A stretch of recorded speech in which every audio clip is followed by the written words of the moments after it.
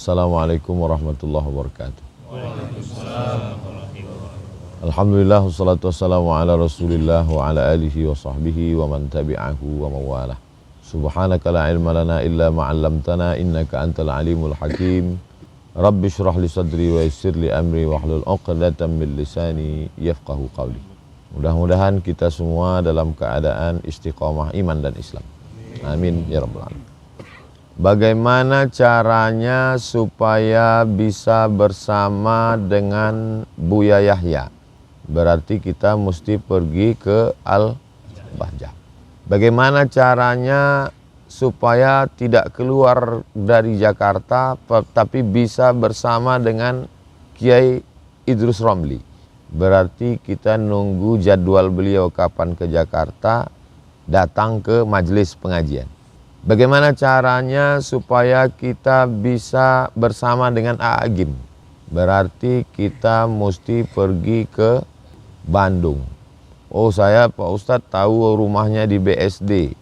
Itu cara. Tujuannya mau dekat. Setelah dekat mau belajar. Caranya, nah itu kalau kepada manusia.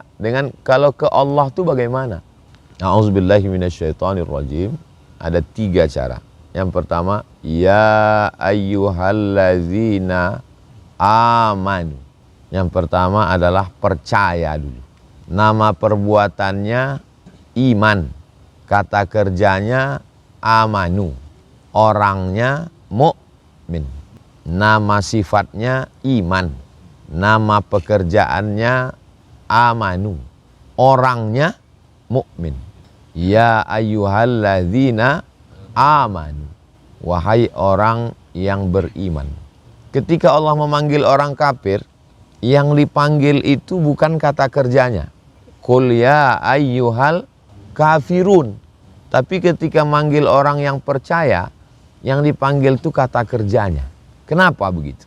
Karena kalau yang disebut itu kata kerjanya, mengandung makna berkesinambungan terus-menerus tidak berhenti. Continuity.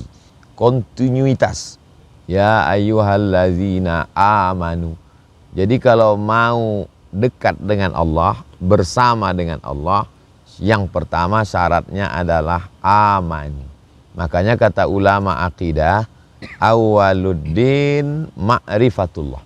Yang pertama sekali dalam agama ini adalah mengenal Allah. Maka disusunlah secara sistematis dalam akidah Asy'ariyah. Wujud, qidam, baqa, mukhalafatul hawadisi, qiyamuhu binafsihi, wadaniyah, qudrat, iradat, ilmun, ayat, sama, basar, kalam. Kalau ada orang nggak mau belajar ilmu ini, saya nggak mau ikut ngaji sifat 20. Saya mau langsung ke Quran dan Sunnah. Itu sama artinya waktu gurunya ngajarin dia, sholat itu rukunnya ada 13, yang ini wajib, yang ini sunat, yang ini sunat muakkad. Ini awalnya dari niat. Niatnya menurut mazhab Syafi'i di dalam takbir, Hanafi, Maliki, Hambali sebelum takbir. Pertama iftitah, lalu dia ngomong, saya nggak mau belajar sama kamu, saya langsung kembali ke Quran dan Sunnah. Belajar melalui ulama itu lebih sistematis, lebih mudah. Itu tujuannya. Jadi saya kalau mau belajar sholat, ya belajar fikih. Kalau mau belajar iman, ya belajar akidah. Ikutin ulama yang udah nyusun, simple, mudah. Daripada kita kembali ke Quran dan Sunnah itu benar 1000%. Tapi itu dilakukan oleh para ulama. Karena kita nggak punya ilmunya. Apa tahu kita sebab nuzulnya? Apa kita tahu ini korelasi satu ayat dengan ayat yang lain? Apa kita tahu ayat ini ternyata ada nasakh mansuh, nasikh mansuhnya?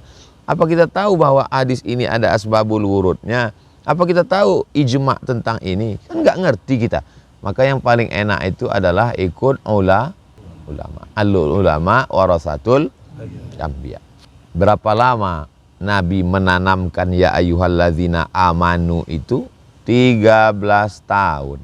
Setelah ya ayyuhalladzina amanu di kota Makkah Al-Mukarramah, ujung pas mau hijrah, barulah turun kewajiban sholat dengan subhanalladzi asra bi'abdihi lailan minal masjidil haram ilal masjidil aqsa. Isra Mi'raj. Salat. Zakat nggak ada di Makkah zakat. Zakat itu nanti di Madinah. Puasa, ya ayyuhalladzina amanu kutiba alaikumusiyam, nanti di Madinah. Haji malah belakangan. Diwajibkan tahun ke-6, dilaksanakan tahun ke-10 atau tahun ke-11. Setelah itu baru Nabi Muhammad SAW meninggal. Syahadat yang paling utama, asyhadu an la ilaha illallah wa asyhadu anna Muhammadan Rasulullah. Jadi syarat yang pertama, kalau mau dekat dengan Allah, didekati Allah, dibersamai Allah, merasa bersama dengan Allah, syarat yang pertama adalah ya ayyuhalladzina aman. Setelah lewat proses amanu, ya ayyuhalladzina amanu sta'inu bis sabri. Yang nomor 2, sabar. Sadbara, sabri. Sabri nama tanaman. Nama tanaman, kulitnya berduri-duri, isinya di dalam ada mengandung air. Kalau dia tumbuh di gurun pasir, apakah itu? Kaktus. Kaktus itu bahasa Arabnya sabar. Kenapa sabar itu disebut dengan kaktus? Dilihat tidak menarik, dicium hidung bengkak. Kalau haus, dipatahkan di gurun pasir, haus, nggak ada air, patahkan itu batang kaktus, diperas. Enak airnya, pahit. Itulah sabar. Jadi kalau ada orang mengatakan, sabar itu ringan, kasih dia batang kaktus. Di Mesir ada minyak rambut. Minyak itu bahasa Arabnya zait. Namanya zait sabar. Minyak rambut yang terbuat dari kaktus. Kenapa sabar? Karena pahit. Kenapa sabar? Karena berduri. Kenapa sabar? Karena nggak enak. Itulah asli kata sabar. Sabar itu selalu kaitannya dengan kalau ninggal sabar, kalau sakit sabar, kalau bangkrut sabar, kalau capek sabar. Itu sabar yang level paling bawah. Sabar kelas ekonomi. Sabar yang di atas itu adalah ketika kita mampu melawan kantuk, dingin, enak, di bawah selimut, ngantuk, berat, sampai hotel tadi malam jam 12. Lalu kemudian kita mau bangun, bangkit, itu disebut dengan sabar. Karena beratnya itu disebut dengan sabar. Nyari uang, lelah, berdarah-darah, berkeringat. Setelah uangnya dapat, dibelikan ke tanah, bangun masjid, lalu kemudian diwakafkan.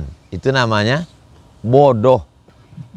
Tanah strategis, 1 meter 10 juta. Setelah masjid dibangun, diserahkan untuk wakaf lillahi ta'ala.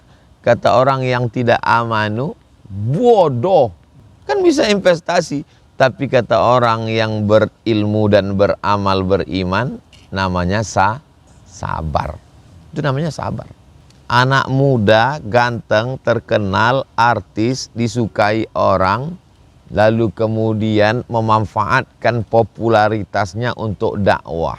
Itu namanya, kata teman-temannya juga, bodoh. Lagi mampu buat dosa, buat aja sebanyak-banyaknya. Nanti udah tua baru taubat. Tapi itu disebut dengan sabar. Sabar yang paling tinggi. Sabar level VVIP. Anak muda, ganteng, punya uang, terkenal, kaya raya, digandrungi banyak perempuan muda, cakep-cakep, cantik-cantik. Mereka mengajak perbuatan maksiat dan dia berkata, inni akhafullah, aku takut kepada Allah. Orang ini disebut dengan orang yang sabar. Tapi teman-temannya bilang, kamu lugu, kesempatan tidak datang 2 kali. Sekali muda, buatlah sesukanya. Ini disebut dengan sabar. Antara meninggalkan perbuatan maksiat, meninggalkan maksiat itu tadi sabar. Melakukan taat, sabar. Bisa puasa, sabar. Bisa zakat, sabar. Mampu wakaf, sabar. Banyak zikir, sabar. Dingin-dingin naik ke atas padahal bisa sholat di kamar, itu sabar apa bodoh? Sabar. melakukan ketaatan dengan meninggalkan maksiat, mana yang lebih utama? Kata Imam Ibnu Athaillah As-Sakandari yang menulis Hikam, lebih utama meninggalkan maksiat daripada melakukan ketaatan. Karena melakukan ketaatan semua orang bisa. Sholat duha, anak kecil bisa. Baca Quran, ibu-ibu bisa. Berzikir, semua manusia bisa. Subhanallah, walhamdulillah, wa la ilaha illallah, wallahu akbar. Tapi meninggalkan maksiat tidak semua orang bisa. Saya bisa meninggalkan maksiat Pak Ustadz karena belum dapat kesempatan. Itulah dalamnya pengamatan Imam Ibnu Athaillah As-Sakandari. Meninggalkan maksiat lebih utama daripada melakukan ketaatan. Itu bukan ucapan orang yang biasa-biasa saja. Itu dari ilham dan pengalaman yang luar biasa, perenungan dalam hidup. Ustadz Somad, kami pernah datang ke kepala dinas. Kepala dinas ini kami tahu anaknya sedang kuliah di Australia, perlu duit dolar banyak. Kami ingin menang tender, lalu kami bawa duit 1 koper. Pak, nih, mudah-mudahan tujuannya supaya nanti waktu ada dapat proyek kami yang menang. Apa kata dia? Bawa uangmu ini pulang, saya tidak mau kasih anak-anak istri saya makan haram. Berapa banyak orang yang punya kesempatan, ada jabatan, ada kekuasaan, punya harta banyak, bukan hanya sekedar ketaatannya sholat sunat, malah jadi imam dan khotib. Berapa banyak orang-orang kaya mampu jadi imam dan khotib, melakukan ketaatan. Tapi kalau sudah datang kesempatan seperti itu, menolak maksiat jauh lebih berat daripada melakukan ketaatan. Menolak perbuatan dosa jauh lebih utama daripada melakukan suatu kebaikan. Tapi jangan gara-gara ini lalu nggak sholat, nggak tahajud, nggak zikir, nggak puasa. Pas ditanya, kamu nggak sholat? Lebih utama menolak maksiat daripada melakukan ketaatan. Kita dua-duanya kita laksanakan. Ketaatannya kita lakukan, tapi maksiatnya kita jauhi. Karena ada juga orang ketaatannya jalan, kemaksiatannya juga jalan. Namanya sholat, terus maksiat jalan. Na'udzubillah. Kira-kira yang disampaikan Imam Ibnu Athaillah As-Sakandari itu betul, tepat, mengena, atau kurang tepat? Renungkan, pikirkan masing-masing. Jadi kalau ada orang kelihatannya amalnya nggak begitu banyak, dia bukan ulama, biasa saja, duduk-duduk nyantai-nyantai di rumah dengan anak istri, lalu kata orang, kenapa sih dia nggak ikut, kenapa sih dia nggak banyak sholat sunat, kenapa dia nggak zikir, kenapa dia nggak sholawat? Mungkin amal dia itu lebih banyak dari kita. Kita rajin maulid, kita rajin zikir, kita rajin puasa sunat, kita rajin sholat tahajud, kita rajin khatam Quran, kita rajin ini karena nggak ada kesempatan untuk dapat uang 1 koper. Kalau ada kesempatan lebih ganas daripada dia, mungkin biasa saja amalnya, tapi Allah sudah uji dia. Nanti di akhirat kita malu sendiri. Tapi kalau kita dapat suatu ilmu kajian, itu jangan menjadi legitimasi pembenaran terhadap perbuatan yang sebenarnya keliru. Sebetulnya kita malas melakukan ketaatan, tapi karena kita orangnya mau ngeles, akhirnya kalimat itu kita jadikan landasan. Nah, ini tidak benar. Ya ayyuhalladzina amanu ista'inu bis sabri. Baru yang ketiga, wassalah. Orang selalu mengatakan sholat membuat orang sabar. Tapi kalau menurut ayat ini, sabar dulu baru sholat. Yakinkan dirimu bahwa engkau ciptaan Allah, hidupmu diatur oleh Allah, rezekimu diberikan Allah, Allah tidak pernah luput memandangmu, Allah dekat denganmu. Idza sa'alaka ibadi anni fa inni qarib. Allah selalu mengawasimu, la ta'khudhuhu sinatun wala naum. Garis takdir hidupmu sudah dituliskan Allah 550.000 tahun sebelum dia menciptakan langit dan bumi. Nun wal qalami wa ma yasturun. Setelah tertanam itu di dalam hati namanya iman. Lalu setelah dia tertanam engkau menjadi kuat namanya sabar. Setelah engkau sabar barulah engkau angkat tanganmu. Allahu Akbar. Barulah kau rasakan kedekatan. Masuklah poin yang keempat. Ya ayyuhalladzina amanusta'inu bis-sabri was-shalah. Buahnya nomor 4. Innallaha ma'as kebersamaan dengan Allah. Ustaz Somad kemarin setelah ngaji di atas langit, dekat sekali dengan langit, di rooftop kita subuh itu, kok belum tertanam juga ya dalam hati. Oke. Waktu Nabi berdua dengan Abu Bakar Siddiq di Jabal Sur, waktu mau hijrah itu, Abu Bakar itu ketakutan atau ada riwayat yang menyebut Abu Bakar ketakutan nggak? Diabadikan dalam Quran.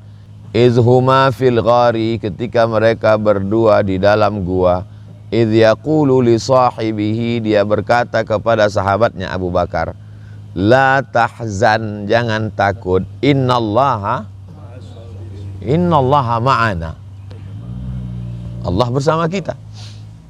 Itu diucapkan Nabi bersama Abu Bakar setelah Abu Bakar jalan sama Nabi 13 tahun. Jadi kalau kita baru ngaji beberapa hari, kok belum ya Pak Ustadz? Ya Abu Bakar aja begitu prosesnya. Apalagi Abu Lahab. Ya ayyuhalladzina amanusta'inu bis-sabri was-shalah. Iman, sabar, sholat. Iman, sabar, sholat. Tapi jangan nanti proses ini lalu kemudian dipotong. Saya nggak mau. Ini sejalan. Kamu nggak sholat, saya lagi penekanan yang 2 ini aja dulu. Saya dalam proses ini. Kata Ustaz Somad, ini ibarat seperti memasak, dia nggak boleh sekaligus. Saya sedang penguatan iman dan sabar dulu. Nanti setelah kuat baru saya sholat. Nggak bisa. Dia sekali jalan. Imannya ngaji wujud qidam baqa dengan siapa, ngaji tauhid, akidah tohawiyah, akidah nasafiyah, akidah semua ahlus sunnah wal jamaah. Setelah itu ngaji aqidatul awam, syarahnya Jala'ul Afham, Al-Husunul Hamidiyah, Ad-Dasuqi ala Ummil Barahid. Itu penguatan iman. Lalu kemudian bisabri, ngaji Ihya Ulumuddin, itu sabar itu.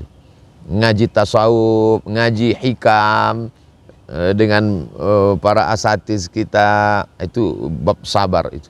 Lalu kemudian masuk bab sholat, mana rukunnya, mana syaratnya, mana wajibnya, tahsin fatihahnya, fikih sholat, yang pada akhirnya nanti buahnya, mengambil benihnya, menggali tanahnya, menanamnya, menyiramnya, mencabut rumputnya, mengawasi dari hamanya, dikasih pagar supaya jangan dimakan kambing. Nah, ini proses yang panjang.